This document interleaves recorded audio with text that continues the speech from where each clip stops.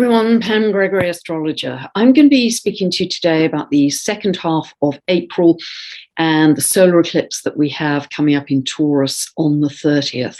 And we are already well within that eclipse energy because we feel eclipses up to a month before and up to 6 months later. They have a very wide orb of influence.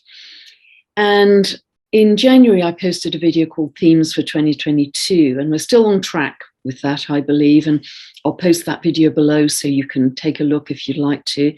But certainly this year is extremely intense. Eclipses are always intense, but because 2022 is at the midpoint of 2012 and 2032, when it's always been prophesied that the golden age will begin, this really is that midpoint.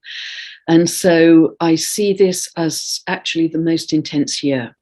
I see this as the final big battle, not to suggest everything will be totally complete by the end of this year, but I see it as the biggie. So be aware of that. Now, the energies are of a very different quality that we're dealing with here, and I think that's partly reflecting where we are at in our bandwidth for humanity, because some people are already living in New Earth and others are not. And I think really the qualities of energy are reflecting that. So I've talked a great deal, as many astrologers have, about the Jupiter-Neptune conjunction. We are still in that energy until mid-May, until Jupiter finally exits Pisces and moves into Aries, which is a very different energy. It's still going to be operationally conjunct Neptune, but it's exact on the 12th of April.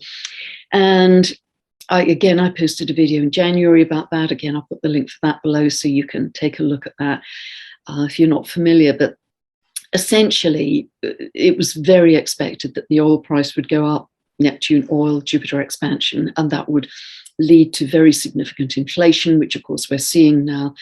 Also, it has the potential, this unbounded big water is the literal translation of the symbolism, that we would see a lot of flooding. And very tragically, we've seen a huge amount of flooding in Eastern Australia, as if the Australians haven't been through enough. So that has certainly been very clear. And I think the hypnosis, psychosis, illusion side of the Jupiter-Neptune conjunction is very clear indeed, that we can see that all around us. So the best expressions of this Jupiter-Neptune conjunction are actually inward.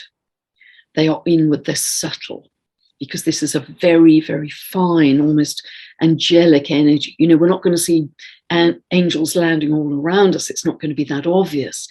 The best expression is just to surrender in bliss to this fine yin energy. It's a sense of expanded consciousness.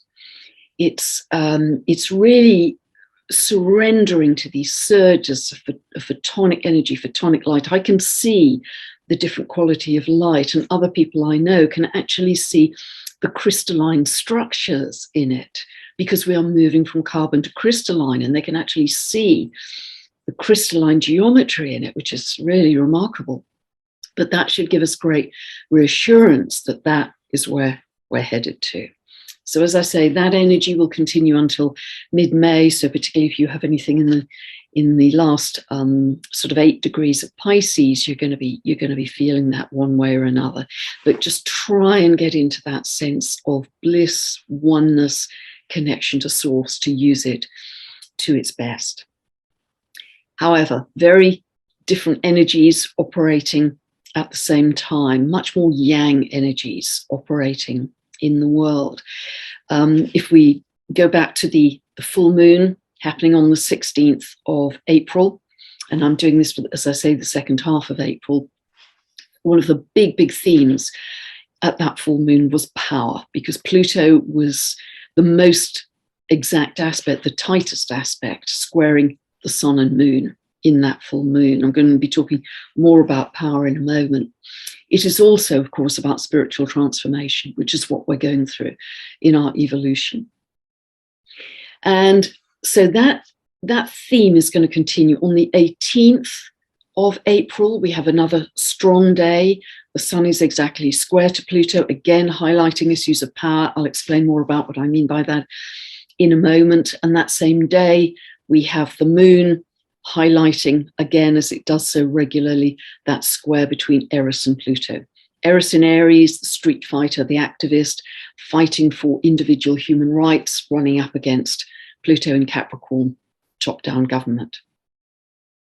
Now, the task of Pluto in Capricorn, as I've explained many times, is as it moves through any sign, it reveals the shadow side of that sign. So Capricorn is top-down structures, governments, corporations, institutions that have power over us in some way. So the purpose of Pluto, and it's going to stay in Capricorn, it starts to move out in March 23 into Aquarius, and then it backtracks, so it doesn't fully move into Aquarius until 2024. But nevertheless, in these last couple of degrees that it's operating within, it is really kind of excavating any lack of integrity, accountability, transparency in those top-down structures. And that's going to become very clear, I think, even clearer than it has been, because it hasn't got far to go. And also because Pluto is coming to its stationary retrograde position on the 29th of April. So it's running right into this solar eclipse. However, we will feel that station because the symbolism of planets always magnified when they change direction. They kind of grind to a halt and change direction up to a week before. So from the 22nd of April until a week after the 29th of April. So be very aware. And if you have, it's drilling down at 28 degrees of Capricorn, all of April, all of May, until the last week of June. It's just drilling down on that degree. It's like a huge liner, big boat that doesn't turn very easily. It takes a while to gather speed in a different direction. So it's the first planet to move retrograde, because we've had all the planets moving direct until now for the last few months. But it is again going to highlight issues around power. If you have any planets or angles between 27 and 29 degrees of the cardinal signs, Aries, Cancer, Libra, Capricorn, you are going to feel this, either in the house area where Pluto is transiting, those last few degrees of Capricorn, or in the house area of the planet that Pluto is aspecting by square, opposition, whatever. You're going to feel like one house or the other. And if that's all Hebrew to you and you don't know what I'm talking about, you can download a free birth chart from my website. And then if you go to the link in the description below, you can buy a 2-part video series that will take you from zero to helping you understand what this update means for you and what every update I ever do means for you in your life. And it's the beginning of your astrological journey. So with regard to power, this, particularly as Pluto starts to move retrograde, well, firstly, around the 29th, give or take a week, we may see a strong assertion of power in the world, power play, very powerful events happening in the world. Or it may be within your own personal life, you start to see this, that there's some kind of power play taking place. And the question really is, with Pluto moving through Capricorn, is how well has that power been used? How well has governmental power been used, financial power, psychological power, spiritual power? How has that been used in the world, would you say? How have you used your power or not in the world? Because to be honest, nothing is really changed. If you feel that external power authorities are lacking in some way, then nothing is going to change until you step into your power. And by that, I'm not suggesting in any way anything angry, anything violent. I'd never suggest that. I'm talking about a calm and peaceful stepping into your center, stepping into your sovereignty, knowing that you have inalienable human rights. That's a hard word to say, inalienable human rights that you have as a human being. So it's that sense. And the more you can get into a community, a group of like-minded people and do that, it's much easier to be strong when there are others around you being strong in the same way. So that is going to be a big part and a continuing part of Pluto moving through those last few degrees of Capricorn. So expect that to rumble on through this year and into next year too. So, but it, as I say, it hasn't got far to go. It's also very much focused on our spiritual transformation, because we're going through this huge period of evolution. I'm sure many of you are aware of that. The Jupiter-Neptune conjunction is part of that. You know, this sense of stepping into a multi-dimensional self, a sense of expanded consciousness, a greater sense of psychic sensitivity, sensitivity to energy, healing ability, telepathic ability, tuning into your dreams, your intuition, etc. So on the 29th, I'm going to come back to that day, we also have some strong things happening. We have all month, we have Saturn squaring the nodal axis. That's continuing all month. And that is really asking the question, what structures, Saturn, are we building, Saturn, for the long term, Saturn, into our future, Aquarius? What structures are we building for the long term? And that T-square between Saturn and the North and South node is really asking us to be conscious of our choices, in where our choices are leading, the kind of society we want in the future. So it's kind of choice point. So we can't just sleepwalk into it. We have to be very aware of what we're doing at this time.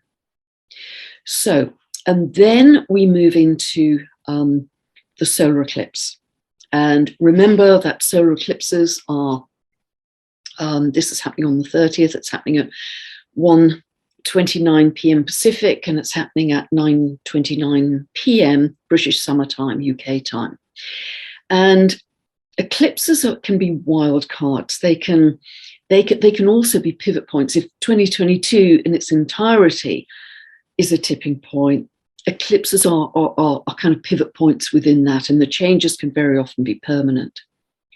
Solar eclipses, I believe, in my personal experience, are easier than lunar eclipses, because they're like big new moons, they're big new beginnings, and that always feels much more positive than endings, because we're going to have a total lunar eclipse in Scorpio on the 15th, 16th of May, and that's going to be, dare I use that word, intense again. So let us take a look.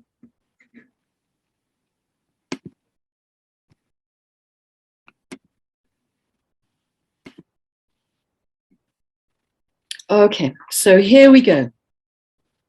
And through all of this, the background to all of this is just know that the old is collapsing. It's an old movie set. It's the frail old wizard behind the curtain whose magic tricks have been sussed. It's that kind of a feeling. And have no doubt that a parallel society is already being built. Have no doubt. So here, as always, I set the chart for England, because that's where I live. So if you don't live in this geography, just ignore the houses, ignore the clock face, and just look at where the planets fall in their signs and the aspects between them. And as I say, set a clear intention. See where 10 degrees 28 of Taurus falls in your chart. A solar eclipse is always a new moon. Sun and moon are always tightly conjunct, completely conjunct at a new moon. So see where 1028 falls in your chart, which house area, and again, set your new intention, but conditioned by the house area. You know, is this falling in your fourth house? You want to set a new intention around your home. Is it in your 11th house? You want to set a new intention around your friendship groups, your networks. Condition the intention of what you want to manifest in your life by the house area. Now, we can only have eclipses if new moons or full moons fall very close to the nodal axis. So the moon can either be close to the north node end of the nodal axis or the south node end. Now, again, positively, this is not only a new moon, a new beginning, but it's also close to the north node.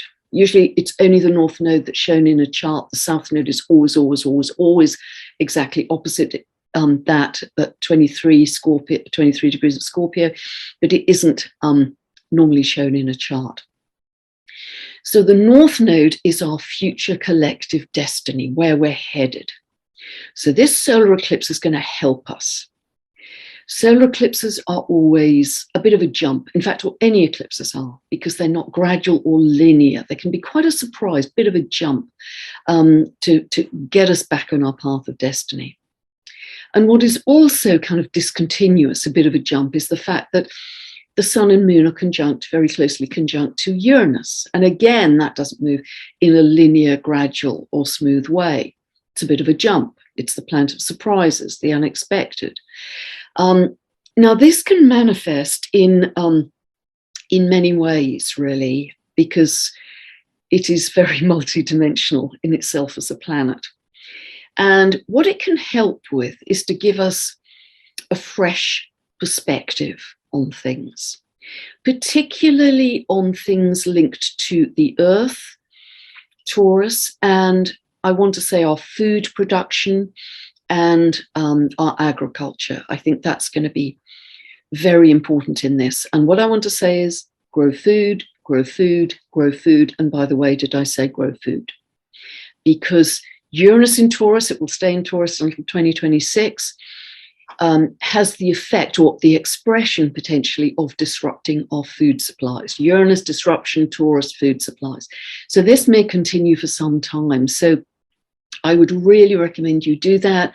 You can even grow them on your windowsill, microgreens, very nutritious. Ideally, again, get together with a group that you can share with, you can learn together, as it were. And those groups are springing up all over the place, so not hard to find. But because Uranus is the planet of awakening, it's the planet of higher mind, it's even the planet of the galactics, it can give us a higher, fresher, newer perspective on what is emerging in our world. It's clarity. It's a piercing clarity to what is going on. And so it's also linked to uncovering secrets. Many aspects here. By the way, Pluto moving stationary retrograde is also very much about the revelation of secrets. So is the South Node in Scorpio, which will stay there until July 2023. Particularly financial secrets, sexual secrets, secrets that have been buried deeply, long hidden, are going to emerge. And that is part of the process of the uncovering that I was talking about with Pluto's move through Capricorn. So be very aware, that's part of the whole process of the collapse of the old order. So don't be surprised, although there may be some shock and surprise at this time. Uranus can always bring that. Uranus also is connected to, particularly in Taurus, is connected to unstable geomagnetics. And we have just sort of gone exponential on the chart in terms of the number of coronal mass ejections, but also M-class and X-class flares that can bring about power outages, internet cutouts, that kind of thing. This can also be linked to cyber attacks, that kind of thing. It's a discontinuous, sudden electromagnetic energy. So again, and at eclipses, those are oftentimes we feel those too. So don't be surprised if those things happen. But I also want to say, because the Taurus-Scorpio nodal axis is very linked to banking, finances, the financial system, currencies, because this solar eclipse is right on, is conjunct Uranus, we could well see another development in digital currencies, And really the battle this year, one of the big aspects this year that isn't exact at this time, it's 10 degrees away, is a square between Saturn, 24 of Aquarius, and Uranus currently at 14 of Taurus. So it's 10 degrees from exactitude, but it comes, the solar eclipse in part is highlighting this, but it comes back to exactitude by a degree in October. I believe this year is going to really come to its crescendo from October through to the end of the year. You can see a big wave of massive change. Also because we have a total lunar eclipse on the 8th of November, very important day in the US, I understand, midterm elections. But this square becomes exact to the degree. in October. Now, one of the manifestations of this square, one of the meanings or themes of this square is around things being centralized or decentralized. And ultimately, in these battles between Saturn and Uranus, Uranus will always win because it's the planet of the future and Saturn is the planet of the past, but not without a battle. So you will be aware that most governments across the world are developing their own form of digital currency. But of course, the original conception of digital currency was cryptocurrencies to be decentralized. So there may be some development with digital currency around the time of the solar eclipse. That's, in short, what I want to say. We may also see new technology being revealed at this time. Another prime time for that is the last week of July and the first week of August, where we have Uranus highlighted very, very strongly. It's conjunct Mars and the North Node at that time. I'll talk about that in a later video. So this is one of the very important aspects which can manifest, as I say, in many ways. The other aspect, which I just want to remind you of really, is we have this very, very long-term square, which I've talked about so often, between Eris at 24 Aries, the street activist, someone who's fighting for individual rights and freedoms, running up in this clash against Pluto, top-down government control. That is going to continue until October this year, its final pass. But it isn't just a square, it's actually a T-square, because we actually have Haumea opposite Eris in the late degrees of Libra. I haven't drawn Haumea in, but she is the goddess linked to the Hawaiian, she's the dwarf planet linked to the Hawaiian goddess of fertility. She is magical with manifesting wild food, even from land that has been laid waste. So even when times are really tough and the land is desolate, she can magically produce food. And so she, for me, is one of the key symbols of New Earth. And again, she continues to be strongly highlighted with this long-running square between Pluto, Eris, and Haumea. And in fact, the square between Pluto and Haumea is getting tighter as we move through 2022. So I was very positive about the manifestation of New Earth. As I say, right now, the old buildings, like an old movie set, just collapsing, let them go. But the new society is being born, and it is incredibly exciting. Get into that energy because it will help you so much. The beautiful thing, really beautiful about this, this has so much new creative potential, this solar eclipse. New because it's a new moon, and it is immensely creative. The ruler of Taurus is Venus.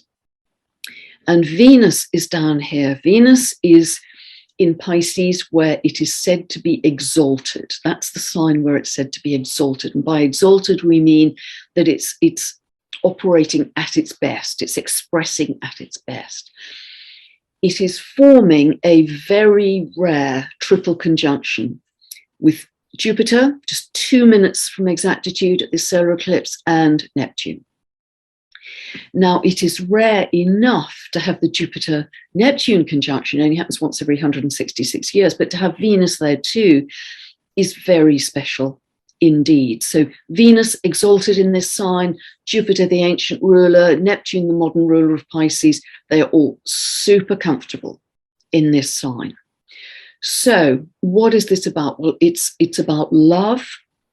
It can be wonderfully about romance. If you have these last few degrees falling in your 5th house or your 7th house of relationship, and you're available for a relationship, this can be beautiful. This can bring a romance into your life.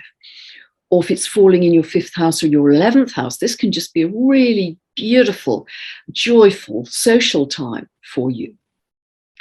It can bring, Venus brings a kind of power boost, if you like, to the Jupiter-Neptune conjunction. It brings in love, it brings in beauty, it brings in harmony, it brings in a very fine creative and spiritual perception. And I see really the creative and spiritual perception as two sides of the same coin. It's just this very fine perception. It's almost like an altered state that you can get into, where you can just shift level and become, your imagination is boosted, your intuition, your sense of blending with oneness, really exquisite. It's a sense of being in bliss, being in transcendence, surrendering to this beautiful connection to oneness.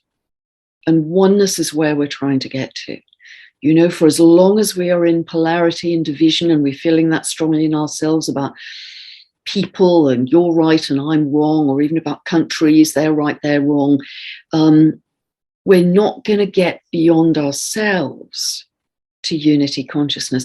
We have to up our game to get beyond polarity and division in order to change the collective energy, to produce a different result in the world, to get away from this endless cycle of war and poverty and disease and destruction and tit for tat. And this solar eclipse, actually, although there's some unpredictable sides to it for sure, very intense sides to it, this has some real beauty and spiritual uplift with it at the same time. So it's very special in that way. And Pluto literally went stationary retrograde, as I say, the day before, and it continues to be at 28 degrees right until the last week of June. So be very aware of that in your own charts. So just going to stop sharing here, because we are going through such great intensity in our world. I mean, we can't deny that. It's all around us. And all the time, as I'm sure all astrologers are, I'm continually being asked, you know, what's going to happen? What's going to happen? And I really, more and more in my practice, really want to emphasize that astrology is half of the picture, only half. I've used the analogy all the way through my work of having an individual, unique sheet of music as your birth chart, or in any moment having a unique collective piece of music. And it's up to us how we play that piece of music. We can make an absolute pig's ear of it, or we can make it magnificent. It is up to us and how we play that. Or it's like a toolkit of modeling clay. The astrologer can see all the colors and the patterns coming up, but ultimately it's up to us as individuals in terms of what we really create. Half of astrology is co-creation. It's not determined by me ever. It's not that we've got a film set that's already built that we're going to step into tomorrow. Tomorrow's invisible. We're creating it today with our thoughts and our feelings. And so this is so empowering to step into being a co-creator. So with this whole issue of power, know your center, know your anchor, step into being a spiritual warrior. This is what these times are about. Nothing changes until we step into our power in a very peaceful, very zen, I want to say, way, but a very firm way. You know, it's the power of the people coming together. And something else I remembered just yesterday, and I might have even mentioned it in a video a few months ago, but I think it's quite a helpful analogy that many years ago, as in my mid-20s, I did a martial arts course because I was going off traveling. And one of the things we had to do was to break quite a thick builder's plank with our hand. And if you focused on the plank, you really hurt your hand. But the trick was, the teacher taught us, the master taught us, that you have to focus 100% energetically on 6 inches below the plank, where you know you are going to end up. No doubt, total 100% focus. And when you did that, it was actually pretty easy. I remember splitting 3 in a row and feeling like Hercules. And I didn't suddenly get stronger in that moment, in that shift. It was simply a shift of perception to, I'm no longer looking at the obstacle, the block, of which we have many thousands in our world right now. I'm looking at where I know I'm going to end up. No doubt. So if we all do that, if we take this analogy and say, okay, let us focus absolutely 100% on what we want to create in this world. Even if we don't know the full details. Do we want to live in joy? Do we want to live in abundance? Do we want to live in love? Do we want to live in gratitude? Do we want to live in laughter? Do we want to live in a world of hugging? Do we want to live in with food all around and we share? Is that the kind of world we want to live in? And then you can fill in the details. Do you want to be up in the mountains? Do you want to be by the sea? Do you want to be with a certain group of people, which I'd suggest in these Aquarian times, as we increasingly move into Aquarius energy until 2044, I do mean 2044, that would be a good place to be, in community and collaboration. But do not waver, because it's that total focus on, this is where I'm going to get to. And the more of us do that, the faster we transform this world into something really beautiful. And I feel that in every cell of my body. No wobbles, no watching the news, no distractions. Go beyond the noise, up our game, because so much of this is energetic. And also, when you've got that end point of where you want to get to, you know, that you've really focused on, then backtrack, say, okay, if that's my goal, how do I now get there? What do I do? Do I have to meet my like-minded tribe? Do I have to meet my spiritual family, Jupiter, Neptune?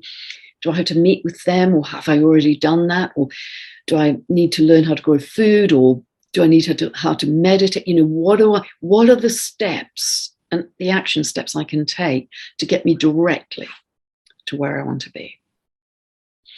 So I hope that's helped you. 10 tons going on in our world right now. It is going to be intense. It is going to be turbulent. It is going to be chaotic. Just ride the wave, because this is a necessary collapse of the old in order to more fully birth the new, which is already happening. It isn't that we've got to wait for years. It's happening right now. And it's so darned exciting. So I hope that's helped you about this solar eclipse, which does have some really lovely aspects. Like more information about my books, my videos, my long monthly newsletter, just check out my website, pamgregory.com. And thanks so much for listening. God bless. Bye for now.